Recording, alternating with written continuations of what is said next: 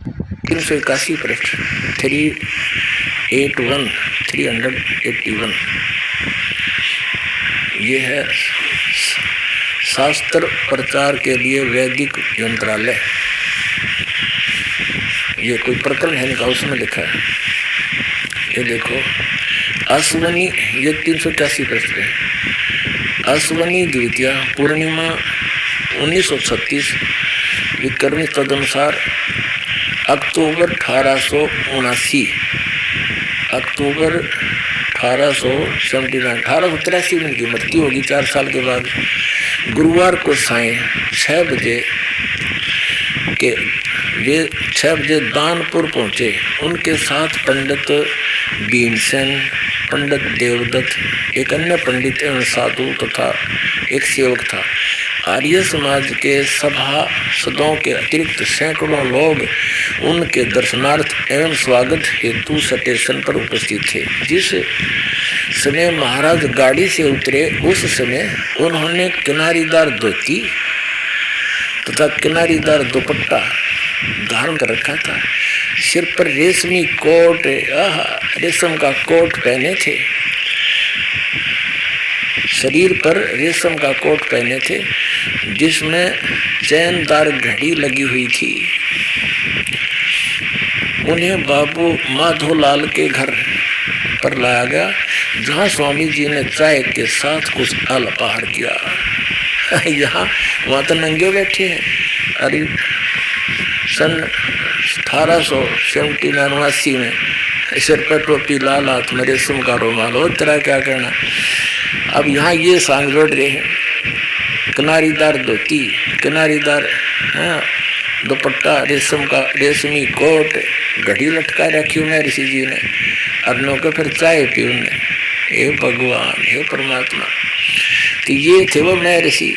इसके द्वारा अनुभव आपका सत्यार्थ प्रकाश के अंदर दिखाया, सैकड़ों बार और भी दिखाएंगे। वो सत्यार्थ प्रकाश नहीं, वो सत्यानाश प्रकाश था। कितने जीवों का नाश कर दिया, अज्ञान कर दिया, नास्तिक बना दिए, राक्षस बना दिए। क्रोथा कांड इस दानंद की देन थी। दानंद का ज्ञान दास ने दिखा दिया, और जो दानंद के सत्यार्थ प्रकाश और वेदों को बेचकर रोजी रोटी चला रहे थे आचार्य, उनको ये समस्या पैदा होगी कि ये थी अन्य आर्य समाजियों को, तुम्हारे अनुयायियों को पता लग गया, तुमने धिक्कारेंगे कि हमने यो अड़ंगा बेचा करते, तुम ऐसा मिसगाइड कर दिया। तो उसको छुपाने के लिए क्रोथा आश्रम पर आक्रमण करवाया महर्षि दानंद के चेलों ने। और इस हरियाणा के मुख्यमंत्री भूपेंद्र सिंह हुड्डा जी, बिहारी समाजी, इसका दुर्भाग्य था, इसको अभी ये मुख्यमंत्री पद मिलना था, और सारी जनता को भ्रमित कर दिया कि रामपाल बदमाश है, गुंडा है, सतलोक आश्रम क्रोथा में बहुत गलत काम होते हैं। इनके द्वारा भ्रमित मुख्यमंत्री हरियाणा श्री भूपेंद्र सिंह हुड्डा ने इनको सहयोग दिया पूर्ण रूप से कि मार दो रामपाल को, खत्म कर दो आश्रम को। और 12 जुलाई सन 2006 को क्रोथा आश्रम पर आक्रमण किया गया है। 3 दिन तक चारों तरफ से घेरे रखा, आश्रम में कोई ना आने दिया, ना आश्रम से कोई बाहर जाने दिया, क्योंकि हम पूर्णिमा के अवसर पर सत्संग के लिए इकट्ठे हुए थे। 8-9 तारीख में जो आ चुके, उसके बाद ना कोई आश्रम से बाहर जाने दिया, ना आने दिया आश्रम में, ना कोई खाद्य सामग्री आने दी। बिजली के कनेक्शन कटवा दिए चारों तरफ से। 4-5 हजार श्रोता सत्संग सुनने के लिए आए थे। नवजात शिशु उनके साथ थे। वृद्ध, ज़्यादातर रोगी आते हैं, वृद्ध हैं, उन्हीं को टाइम मिलता भक्ति का, वो भी आए हुए थे। और 3 दिन तक हाहाकार मचा रहा, ना रोगियों को औषधि नहीं मिली, भूख से परेशान, पानी से परेशान, चारों तरफ से कनेक्शन काट दिया, जल का कनेक्शन भी काट दिया, क्योंकि आश्रम में कोई ट्यूबवेल नहीं था।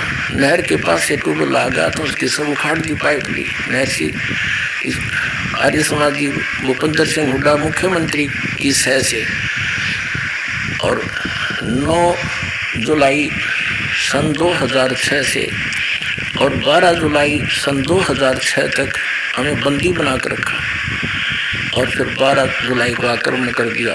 10-12 हज़ार व्यक्तियों ने एकदम चारों तरफ से घेर लिया।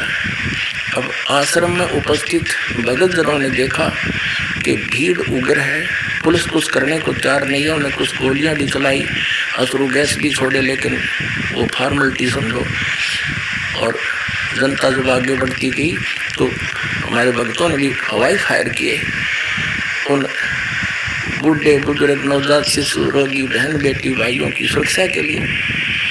और फिर क्या देखो कमाल, आक्रमण करने वालों को तो इनाम दिया जो पुलिस की गोलियों से घायल हुए, और आश्रम के भक्तों पर झूठा मुकदमा बना दिया 302 का। हम अंदर बैठे आश्रम में और 148-49 धारा भी हमारे पर लगा के और 302 के झूठे मुकदमे में फंसा दिए। 21 महीने जेल में रखा ये दास।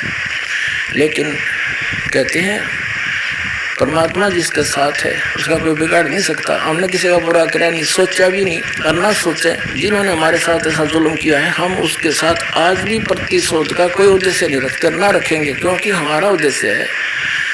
कबीर साहब कहते हैं जो तो को काटा वो है, हम उस भगवान के अनुयायी हैं, उनके पचिनों पर चलते हैं, उनके निर्देश के अनुसार चलते हैं। जो तो को काटा वो है वाह को वो तू फूल, और तो ये फूल के फूल है वाह को है त्रिशूल। हमने